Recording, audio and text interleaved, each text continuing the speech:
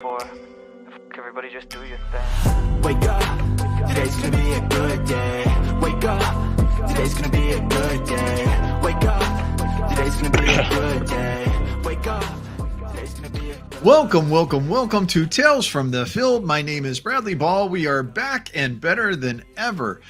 What a week we had last week. We had our community roundtable on Tuesday. On Wednesday, we released Turning SQL to KQL and Azure Data Explorer in seconds. If you haven't checked out those videos, you definitely want to go check them out. Not right now, but soon. Check them out. If you want to interact with the show, it is so easy to do so. We are streaming on so many locations right now. We are over on LinkedIn under SQL Balls. We are on Twitter for Josh Ludeman. We are on Twitter for Niraj Jafari. We are on Twitter for Tales from the Field. We are streaming on the YouTube station, our hub for Tales from the Field over on our YouTube channel where all our videos are posted. You want to check that out. If you would like to interact with the show, all you have to do is make a comment on any of those streaming locations, and one of my amazing co-hosts will see that stream and they will add it to the show and you will be part of the show. And before I go any further, of course, let me introduce those amazing co-hosts. I am joined by Andreas Padilla, Josh Ludeman, and it takes a big man to fill in for one of my co-hosts, but it takes a mountain of a man to stand in for Niraj Jafari. It's your friend and mine, the mountain man himself, Dan Taylor. Welcome to the show, Dan. Good to have you, buddy. Thanks for having me again. Thanks for having me. No problem. Andreas, on Wednesday last week, we dropped Turn SQL to KQL in seconds with Azure Data Explorer. Then we had a weekend.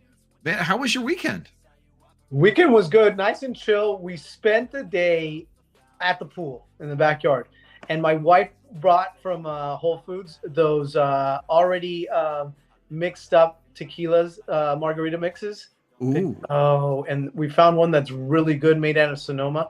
I recommend that. Plus, on top of that, I got a brand new mini screen, and this I plug into my devices. And this thing is awesome. For $50, get it, mount it wherever you want. Is that a USB-C? That looks like a great screen. It has HDMI, USB-C. You're all set. It's really hardy. Wonderful. Plugs into everything.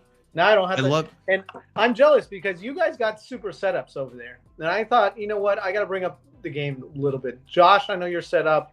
Brad, man, you know, you're the Cadillac of those. But Dan, I like the easygoingness of the outside office that you got going there, bud. I was going to say the mountain man himself was being serenaded by birds before we came in. They may end up being part of the show. He held his hand out and like 50 of them flocked over. So much so that he had to push him away. It looked like that scene in Beauty and the Beast, you know, where he's feeding one, she turns around and then she turns back and he's like a statue. Speaking of a beauty, I got to plug it really hard because your MS Tech Bits about the Kusto transferring T-SQL to Kusto in a second is amazing. People need to watch that because I was playing with it a little bit, Brad, and you made me, and I created some fake tables and stuff, and I was like, oh, let me pretend. Now all of a sudden it created that the Kusto, and now I can throw that in a data lake or something. You got to watch the video, folks. You got to go, and when you go there, hit the like and subscribe. Absolutely. Well, I appreciate that, buddy. And also one of the things that I want to make sure people understand, right? You've got to have, in order for it to work, you've got to have the data set ingested. You need to have it in a structure such that the T-SQL could work against it. But if you think about it, right, we have a ton of log analytics. Everything in Azure we're capturing is utilizing Kusto underneath the covers. And so if customers go, how would I query my logs? If you use something like Azure Data Factory, ingest a portion of the, even a couple rows, flatten it out, write a T-SQL statement against it, have it spit out the KQL query, you can then go and turn around and use that in one of the many different service engines that we have. The majority of those graphs, if you right click on that graph, it's going to open something up and it looks like a foreign language. That's KQL right there. And so literally everything that we are reporting on, all the metrics, it's so unbelievably handy. And that's the thing, is that language is a key to so many things. But if you know SQL, you know KQL. Excellent. Okay. Well, hey, I appreciate that plug. If you haven't seen the video, go check it out. And our good buddy Niraj Jafari, the Superman himself, the Sultan of Slam, so many other wonderful things I could say about him. He wanted to thank Dan for helping out and said that Andreas has all the cool gadgets, just like Batman. As a matter of fact, I've never seen Andreas and Batman together at the same time. I'm just saying. I know. We got Flash over there up in the top corner. He just went and got a cup of tea, and then he's back at his desk. I mean, yeah, it's amazing all the stuff. You know me, the fastest one on the show. That's me. Yeah. We often refer to you as the fastest man alive. No, we've never done that. We've never done that. Hey, speaking of really fast things, what we should do is we should very fast get over to our roundtable and talk about the content that we've actually got. That was a fast transition, right? First up, we've got our good buddy Dan Taylor. Dan, you have DBA in Training, SQL Server High Availability Options by Pamela Mooney. I forgot why we're here this week. That's right, the roundtable and helping our community out. So this is a great article. I've been getting a lot of requests lately of how would you break down some of the options you have for high availability or providing data redundancy in either the cloud or on premises, right? Because we still have a lot of folks on premises. And Pamela here does a good breakdown about replication, pros and cons, always on availability groups, pros and cons, and failover cluster instances, pros and cons. Really great article. Go and read it. Pamela does a great job of bringing us in and helping land that plane so that we can talk to management or our leadership team about some of the things we want to do. Well, I love this. All this extra detail about failover replication and always on availability groups. And then we've got clustering, how it works. This is a lot of detail, and this is a lot of really great stuff. And that's the thing is nobody just uses availability groups, right? Everybody goes, okay, we've got availability groups, we've got availability, and now we want to use CDC and we want to use replication, and we'd like to have an ODS, and we need those read-only secondaries. And hey, in SQL 2022, we can now have separate query data store. We need to use that for tuning those secondaries. And so it's a technology where it becomes a basis lifeline that everybody goes, we've got to have availability. And then once they have availability, they're putting everything else on top of it. So understanding that is very, very key. Good stuff. All right, so I'm up next. I've got the T-SQL Tuesday 160 Roundup by Damian Jones. And what I love about this post is that this is a conglomerate of blogs from the community. As a matter of fact, sometime today, the invitation for T-SQL Tuesday 161 is going to come out. So if you're looking for an opportunity to participate or to blog in the community, you've got an opportunity coming up literally tomorrow. The blogs will be due a week from today on the 11th. And then there will be a roundup blog. Whoever hosts does a roundup. And this is a great one because what I loved was the subject was what is on the wish list for partnership between Microsoft and OpenAI. And so people literally got to write about, hey, here's what I would love to see Microsoft include or incorporate in OpenAI. And a lot of creative stuff here. We have a post by Chad Killian, Chris Johnson, Rob Farley, Steve Jones. I mean, so a lot of these great blogs that come out with different ideas. I mean, some of these things we've had demos of. Andreas, I want to say there was someone in here, maybe it was Chris Johnson or Chad Chillian. Somebody had talked about being able to use this to create code for PowerShell. And I couldn't help but think, well, you were showing how we do in your video with Niraj on OpenAI. You specifically went into, I believe it was the regex model or the codex model, and you were showing how we could generate all these different forms of code. I have no idea if it generates PowerShell, but I thought, that capability may already be there for what somebody's asking for. So cool stuff. Codex will generate PowerShell. Anything you ask it. I mean, PowerShell, Java, C#, embedded. It'll auto complete it all for you. You're gonna have to go in and validate it if it's good code or not. Absolutely. I was just thinking maybe this is something that me and you and Marco could work on, but I bet you we could use the codex, combine it with a chat bot and create a chat bot that could answer questions for us to help us code.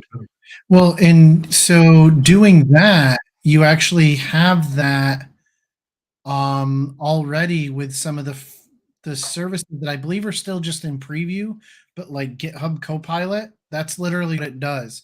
I've had it turned on in my VS Code, and I'm starting to, I'm writing some Python and stuff, and all of a sudden it says hit tab, and it has like all this code. It's like, I think you're trying to do this, and it's sometimes it hits the mark, sometimes it thinks it knows what you're doing, sometimes it doesn't. But like anyone, if you had someone looking over your shoulder while you're coding, would go, I think you're trying to do that, and you'd go, no, dude, I'm trying to do this, and change direction. So, but it's actually really helpful.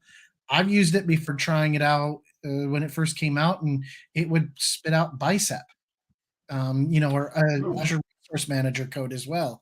That obviously don't run that into production, but it gives you a good starting spot of going, yep, this is what I want to do, but I need to tweak it, and I need to add this piece for security and this and that and the other. But it's always coming up with stuff that gives you a good starting spot. I absolutely love it. And as long as I was going to say, as long as it's not an app, right? Because I was literally thinking about this over the weekend. I watched the Tetris movie on Apple TV, and I was like, oh man, I haven't played Tetris in forever. There's a Tetris app, but of course it's got in-app purchases. And so after every single round, it's like, here's an ad for this. And the true puzzle is, how do I get back to the actual game I wanted to play? And what I find the easiest way is I just end up closing the game, reopening it, and magically I'm past the ad. Whenever they figure that out, I'm going to have a lot of stuff that I delete off my phone because it's just not worth it anymore. But as long as we don't have to have ads before we get to use ChatGPT in Codex, it's such an amazing thing, even autopilot, for us to be able to utilize, to be able to go, hey, instead of going and using a search engine and going, here's a little bit of a phrase, how do I restructure this in T-SQL or something like that? Just being able to have that assistance right there is fantastic. You can do that. Just build your own model by watching some of the videos here on Tales from the Field. Just saying. Build your own, not your own model, your own applications. Just saying. All right. So next up is Andreas. We have Edge AI, from model to deployment to development. Oh, great. I don't know if any of you guys caught some of the sessions at NVIDIA's GTC, which was now 2 weeks ago, I believe. 2 weeks ago.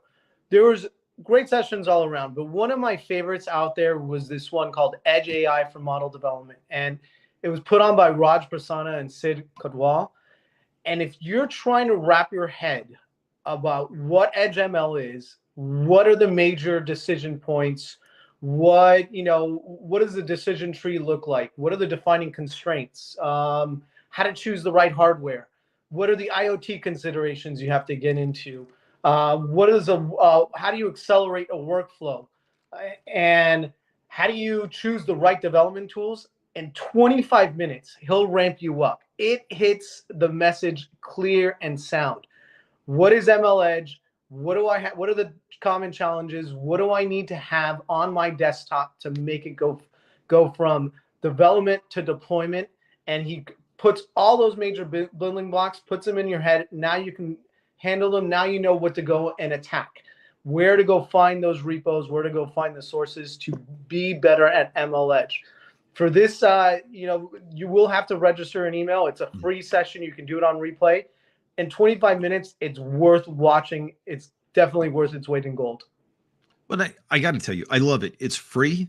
All you have to do is sign up, register. You're going to be able to go and watch this. I didn't have time to make an account and register before the show today when I looked at this link, but I love it that this is free and in free knowledge, especially when I was working before I got to Microsoft, right? You are working at a place, you might not have as many resources as you'd like to have to be able to go out and get training. These free resources are critical. So absolutely, folks, go out, get a subscription to this, check out the video. Great stuff, Andres. I absolutely love it. Next up, I have Mr. Josh Ludeman, Beastolence, free training and inference using Azure Container for PyTorch and Azure ML. Yeah, so when I've talked with, obviously, app folks as well, because this is, specifically targeting a problem for apps and efficiency there. One of the problems you can have is if you get your container images too bloated, with additional other pieces, it makes the containers not only too heavy, but in a lot of cases less performant by putting things, frankly, in the container, installing applications into the container image that you don't need. And the Azure Machine Learning team actually came out with container image specifically for targeting PyTorch workloads to make that time to inference and things like that more efficient and straightforward. I'm not going to go into the depths of this because this gets into, frankly, into Onyx and stuff like that, in depths there. But the whole idea is really bringing this up and surfacing it to folks who are working with PyTorch, that this container image is out there to actually make that more performant. Very nice. Very nice. Yep. I like it. Great stuff. Next up, we have Mr. Dan Taylor. We've got a how to migrate. Sorry, let me try and make that go away. How to migrate. Now I lost my place. To migrate SSRS migrations by Gary Bargsley. Yeah. So recently had a client reach out to me and wanted to migrate SSRS. And I looked at our documentation. Our documentation is great. But what I love what Gary did here is we'll walk you through the migration of SSRS from your older version to a newer version of SSRS. Provides a great, and I know you love screenshots as much as I do, but provides great screenshots, the T-SQL to do things, your expectation of things that you should see. They're not going to be equivalent, but they're going to be similar to your environment, right? But Gary goes through and walks us through an end-to-end SSRS migration. And look, as much as we love everybody to be on Power BI, right now, as folks are still cutting over because folks are still doing it, SSRS is still a big product being installed out there. It's still got a footprint. And this is a great guide for those that need to upgrade from an older version of SSRS to a newer version, migrating to the cloud or on premises as well. So really, really well laid out article. And if you scroll down a little bit, Brad, there, what I love is there's the beginning and there's the end. And a lot of folks don't realize that SSRS changed its look and feel. So they go from the old look and feel of SSRS to the new like Power BI-ish look, right? And so that's what I love about the article. It sets expectations for the person doing the upgrade. Very nice. Good stuff. Yeah, because if we can, we want to get people over to Power BI reporting server. And then there's a lot of options from Power BI report server. I mean, we had a couple videos from Patrick recently showing how you can very easily take your RDL reports. You can upgrade them to Power BI once you're ready to make that jump. But you're right. We've got to get a lot of folks to be able to make that stutter step to be able to jump from reporting services to Power BI server, report server on-prem. And it could be on an Azure VM, but it could also be on-prem. And that's, SSRS, it's a superset of that code base. So you're going to have all your SSRS functionality. You've got to get to that next version. Then you can look at your migration path forward. Excellent stuff. All right. So next up, it's me. And I've got the Kingdom of Adventure Work calls for aid. Assad Khan, Bob Ward, Sanjay Mishra, Buck Woody, Davide Marie is in there. Aaron Stellato is in there. Dave Plus is in there. I even make a special appearance as a zombie. It's my first Microsoft keynote ever. I was a zombie going to tip over the servers. So there's so many wonderful folks. But this is the This is the keynote that we had at SQL Bits. And it's a wonderful job that Buck Woody did writing this, directing this. And then getting everybody together for it. Patrick LeBlanc and Adam Saxton are also there. So there's a lot of great demos. And the theme of SQL Bits was Dungeons and Dragons. So that's why we've got this set up in this particular way. There's a place a little bit later in here where it gets to David Plus. Andreas, I know you're a good friend of David Plus. You want to check this out because Dave Plus was absolutely hysterical in this. And by the way, after I did this, the feedback I got was I have a real future as a zombie, brainless, mindless zombie. I was honored. I mean, But you did. You do have a great future there. I mean, I don't know if you needed to go all the way to Wales to find that out. I mean, if you would have just asked, we could have told you. Mindless zombie, you've got that on lock. The stage loves you and the camera loves you, Brad. Yeah. Well, I don't know about the camera, but I was going to say he's always had the check is in the mail, Andreas. I was going to say I always tried to tell Brad he had a face for radio. So I don't know. I do. I do. I don't know if y'all see it, but every time Brad shows up in a meeting, there's like this glow around him when the camera gets on him. I see it every time. Dan, That's because I cough a lot and I need to clean my camera more. Yeah, he's special lighting. Speaking of a certain glow, we have Andreas up next. Andreas, you have Create AI Tracking Drone by DJI Tello. Great 17-minute by Murtada Basli. Thank you so much for posting this. He posted this a while back ago, but let me give you a little bit of context. You know, they're putting AI on a drone. It's not an easy thing, you know, and then on top of that, if you wanted to kickstart a drone project with AI, well, I either have to go buy a $3,000, $4,000 drone or build it from scratch. The advantage of putting it on a DJI Tello is that you can actually program this thing, put AI on this thing, stream in the RTSP feed, and then develop some good hardy object detection and tracking models off your DJI Tello. DJI usually, this is the start. This one costs $99, but if you go to the other DJI drones, they're actually black boxes. You can't really get into them, and you can't get to the RTSP feed unless you go to the high-end $5,000, $6,000 AI drones that they offer. But who has $5,000 laying around? No one. This article, this video, what he showcases this guy runs a site called Robot and Code, and he does a bunch of great videos on YOLO options, object detection, video AI, and drone technology. But he walks you through how to start commanding the drone with Python, how to take a YOLO darknet model, how to train it and do object detection and tracking, and then put it in a retraining loop, deploy it, all that to the drone, and then he lifts it up, and wherever you go in the room, it will follow you. And basically you're doing AI tracking. So in 17 minutes, you can see the whole end-to-end pipeline of what it takes to do some good, complex AI drone object detection. Oh, that's fantastic, man. That's really cool. I got to tell you, I often want to be able to play around these things, but I don't always have the time. But Josh, I know you love this type of stuff. Oh yeah. No, this link is going into my stuff for this weekend. Yeah, I was gonna say I'm immediately making a mental note as well. Good stuff, Andres, because I'm like, ooh, I gotta watch that later. That'd be fun. Not only would that be fun, that's something you can do with the kids, right?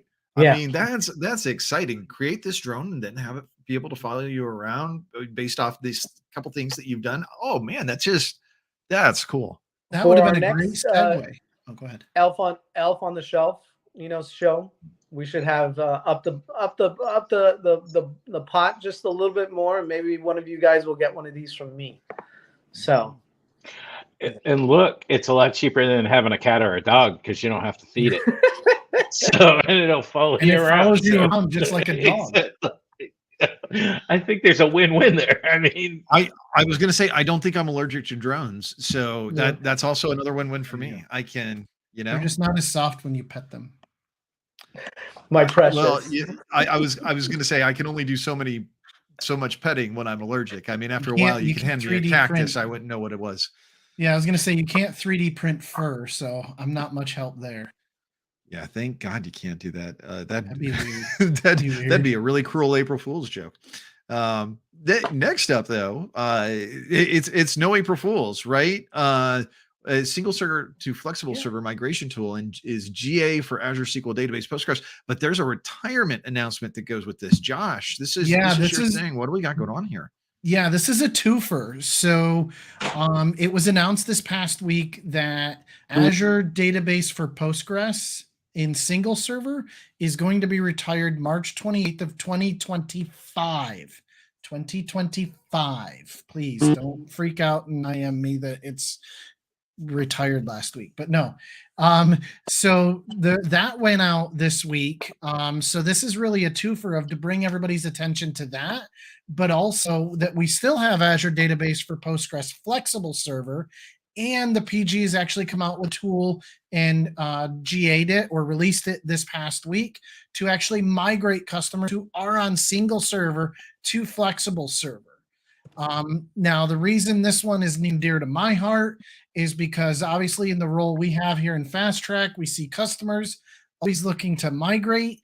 And when we look at retirements, and we look at services retiring, like I'll throw back to Azure Data Lake Generation 1 to Generation 2, customers wait till the last possible second to do it. So this is my opportunity to bring this to people's attention and encourage them, please don't wait till February of 2025 to migrate off of single server to flexible. But please take a look at this if you're using single server, and look at this great tool to help simplify the journey to flexible. And while we're at it, I'm just going to plug Andreas Nuraj had a great video on migration from Azure Data Lake Gen 1 to Data Lake Gen 2. Andreas worked very closely with the PG on that program to be able to help set it up. So if you're looking for something like that, we've got a video on there, and Nuraj and Andreas would love to hear from you if that's something you're facing. But great stuff, Josh, right? Because we've got to make sure that people get off single server to get over to flexible server. You've got time, but as we all know, the first problem is when you go, we have plenty of time, and you don't start planning, before you know it, you're out of time. So you want to make sure, and you want to start that planning today. You don't have to do it tomorrow, but make sure you've got your timeline and make sure that you've got the steps down to be able to do that. And that you're conscious, hey, now you've got a tool to be able to aid you in the facilitation of this. Excellent. All right. So Deanne, you are up next, and wow, this has got to be a big topic. How to learn Microsoft Azure in 2022. That's a lot right there. It is a lot. And look, huge shout out to Thomas Murr, a senior program manager here at Microsoft. I know we like to do the community, but it's about communities. So with everything that's going on these days, with folks losing their jobs or needing to upskill, right, because of things going on, I find two things that are happening. I work with clients that don't or haven't worked with Azure, or folks that need to work with Azure pretty immediately to skill up to be able to find that new position in life. Thomas goes through on one, how to get your free Azure account to get those $200, right? That's not known by a lot of folks out there in the community. You can get free Azure spend. Now, are you going to get all the services? No, but I can guarantee you're going to get most of what you need to get an understanding, learn Azure, go out there. I think it's DP 900. I think that's one of the certs to the Azure certs. And then Thomas goes through and talks about the different services. There's even a video associated with this blog post if you want to go through that. So folks, there's free Azure credit out there for you to use it, utilize it, learn that Azure. That sounds funny out loud. Yeah, learn Azure, because I can tell you it's here to stay. AZ 900, not DP 900, AZ 900. And he goes through how to do this cert there. So folks, take advantage of this, please. Upskill or learn Azure, because it will be your friend. You heard Dan, learn that Azure. Learn that Azure. Learn that. Learn that Azure. Mountain Man, is that a rap song? Drink your moonshine and learn that Azure. It will be. Dan and I are going to start working on that music video. I was going to say he went hard from the beginning. I was just expecting, like pure cow's milk, maybe unfiltered and unpasteurized. But nah, he went straight for the hard stuff. Is it MC Homer? I don't know. The one that does the rap in our community, the music and the rap. Yeah. No. All right. Well, hey, speaking of wrapping, I'm going to wrap up that part and go to our next bit of community content. I have Power BI Dataset CI/CD the easiest way by Stephanie Bruno. Stephanie Bruno over on Twitter, one of the data witches. And one of the things she does is she walks through how to be able to change the string format, the measures, the new columns, how to be able to get what you'll need. I love it because she's using the Azure DevOps, she's using Power BI, she's using Git, VS Code, and she details how to be able to do the CI/CD continuous integration, continuous delivery with Power BI, which is not an easy thing to really be able to understand. And so she walks through great screenshots, a little bit of animation in there as well. I absolutely love it. But it's a very detailed way to be able to understand how we're going to use this and how we're going to implement CI/CD. All right. So next up, I have. Oh, sorry. Or awesome post, Brad. Awesome.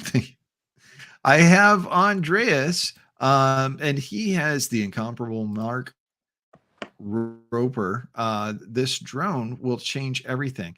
And he starts off by ordering from a drone. It's a 21-minute video, but I haven't had a chance to look at this. He's got over 17 million views on this. Mark Roper is absolutely amazing if you're not aware of him on YouTube. So I have to imagine, Andreas, this is fun. Talk to me about this.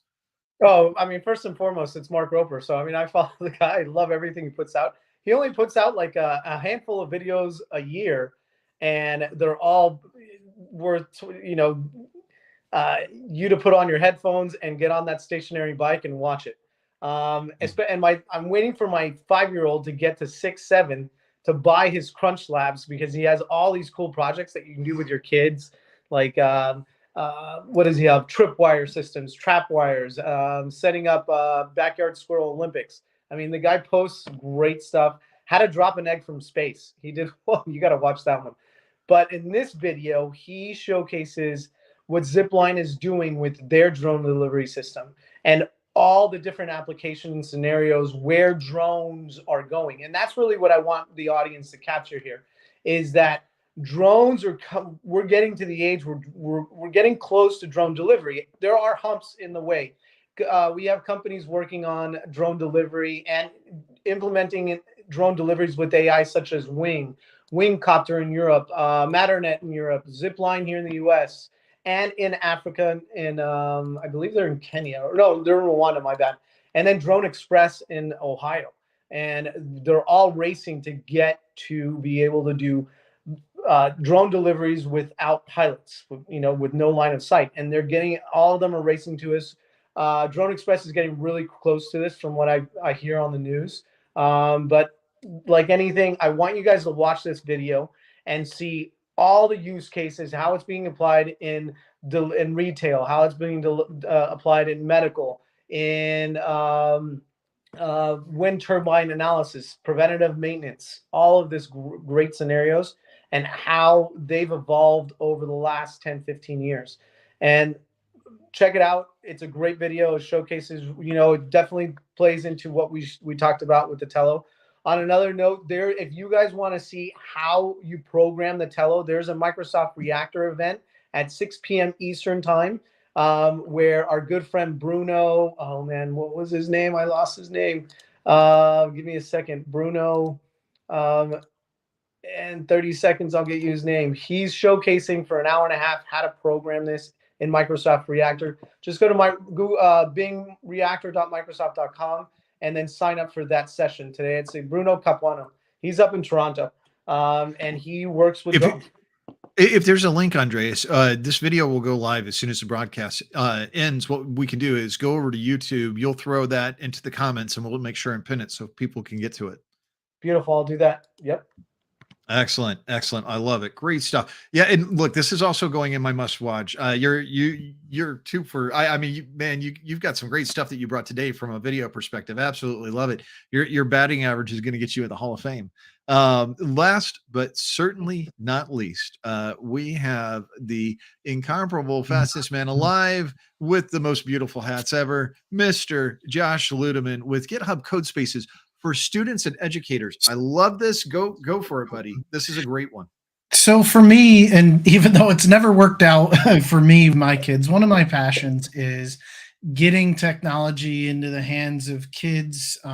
Specifically for me, I take a little bit more of an aggressive focus on girls in STEM. But when this popped up this week, in my search for this week's links for me, I had to jump on it. This talks about, and it's actually from one of the student ambassadors, Microsoft Learn student ambassadors, Nehemia Manuel. She works out of Microsoft in Africa.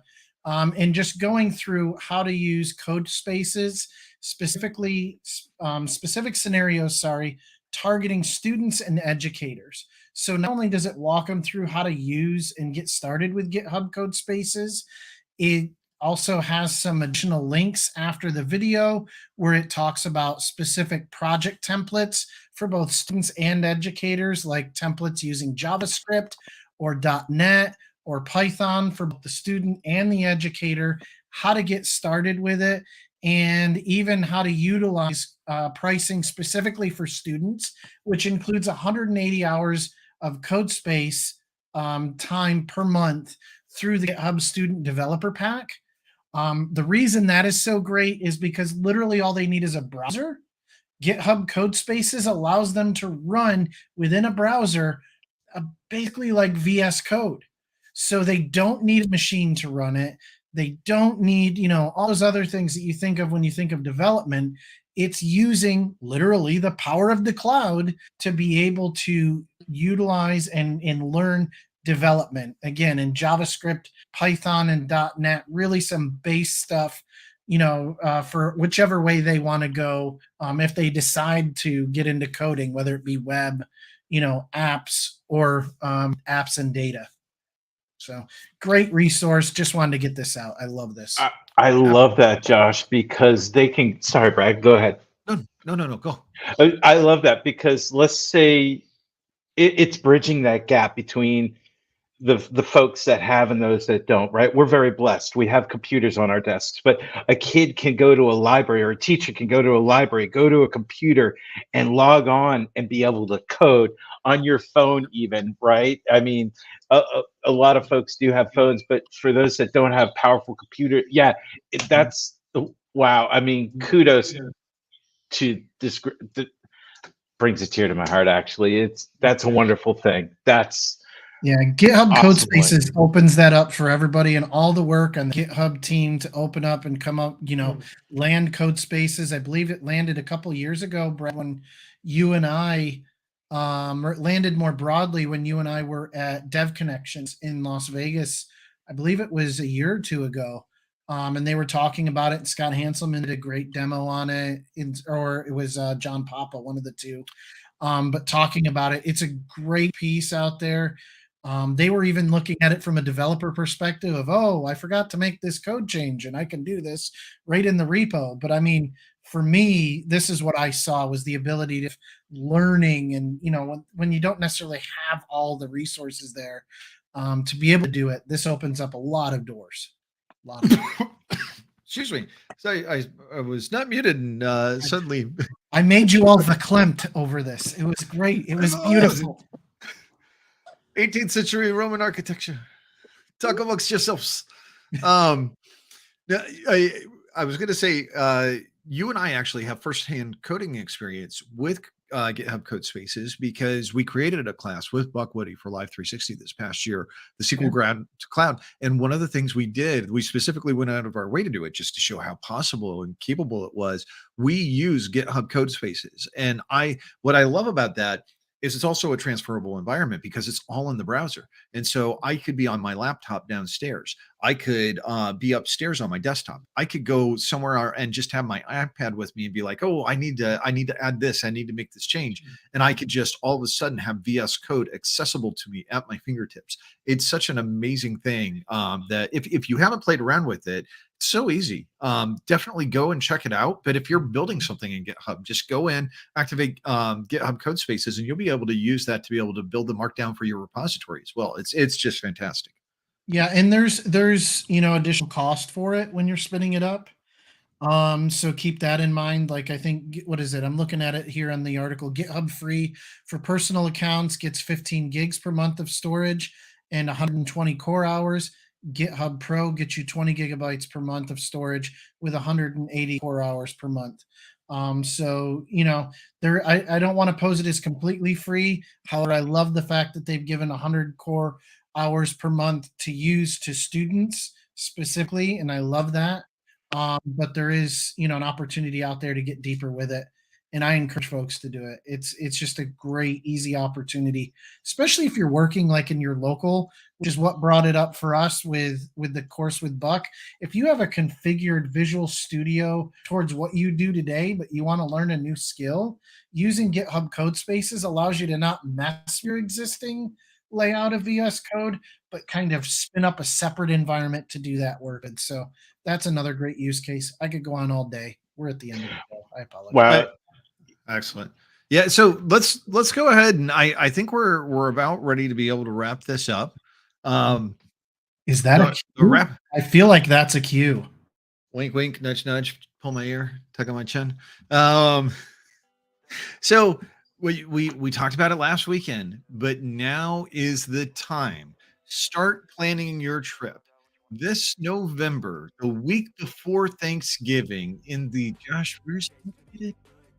It is on the luscious and beautiful grounds of Universal Studios at the luxurious Lowe's Royal Pacific Resort.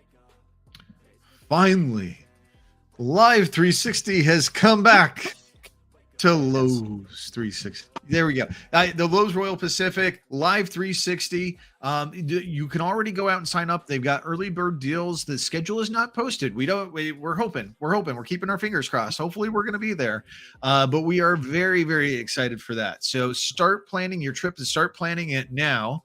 And that link will take you to the main page for the event, not to anything specific anymore. We used the same AKA last year for specific sessions. This year, it's just going to Live 360's main page. Excellent. And so this week, we're going to drop how internals work. We're going to look inside clustered indexes, non-clustered indexes, and heaps as our MS Tech Bits. We've got our roundtable coming Tuesday of next week. And what does that mean? That means if you've got content and you're a part of the community, make sure and drop us a line. One of the things we do in preparation for this show, we scour the interwebs. We look through LinkedIn. We go to SQLServerCentral.com. We're looking at TSQLTuesday.com. We're looking on Twitter. We're looking everywhere to find great content by you. If you are producing content, we want to hear from you. Just let us know if you'd like us to feature it. We'd love to be able to get your stuff on here. So make sure and get something over to us. SQL Saturday Jacksonville, Pre-Con, DBA Fundamentals 101, Raj Jafari, Daniel Taylor, Bradley Ball. We're all going to be there, and we're going to be presenting that in Jacksonville.